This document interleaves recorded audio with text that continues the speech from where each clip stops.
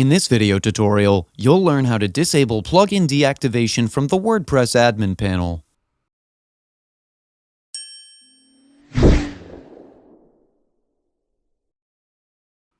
Do you want to prevent your clients or other users on your website from disabling plugins on the website? Well, you can do this pretty easily.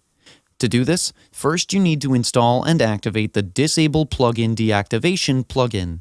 Now, I've already installed it, but if you need help installing a plugin on your website, we have a video explaining how to install a plugin. I'll link it in the description below. Now, you can see that under the Plugins option, there's a new icon called Plugin Deactivation Settings. Click on it.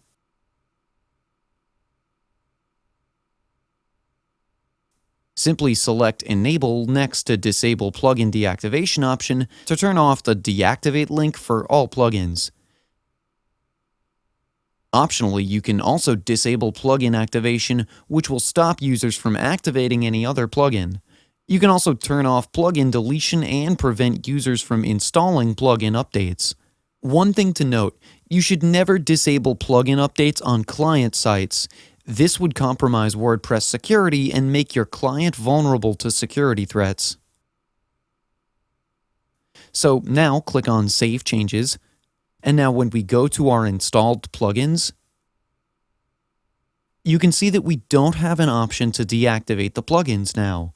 This is how you can disable plugin deactivation from the WordPress admin panel. That's it for today's video. If you have any questions or comments, please leave them in the comment section below. And if you like this video, please click on the like button.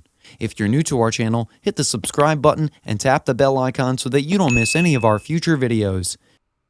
Thanks for watching. We'll see you with the next one.